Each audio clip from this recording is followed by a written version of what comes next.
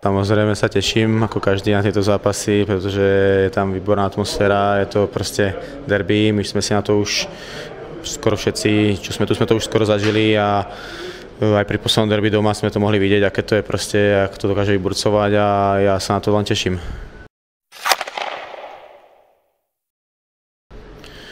Tak očakávam určite, hlavne sa budem sústrediť na nás, my ako tým budeme hrať troška asi inak ako doma, samozrejme bude to vyhecované, ako som už povedal, bude tam veľa ľudí, vypredaná hala,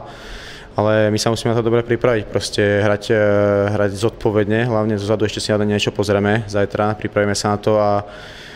určite nebudeme hrať nejaký extrémne nátlakový hokej, ako sme sa pokúšali doma, ale tak možno nás to k tomu donúti, uvidíme, ako sa bude ten zápas vyvíjať, ale samozrejme nechceli by sme si ho prehrať nejakou našou spračením, nejakou blbosťou, takže tak.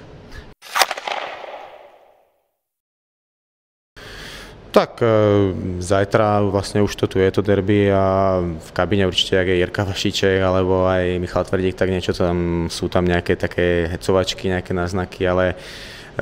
určite si to každý uvedomí, hlavne už dneska sa na to trocha pripraví večer, ale zajtra od rána vlastne na ten zápas sa bude každý už sústrediť a ide o dosť a ide aj o to, aby sme vlastne sklamali našich fanúšikov.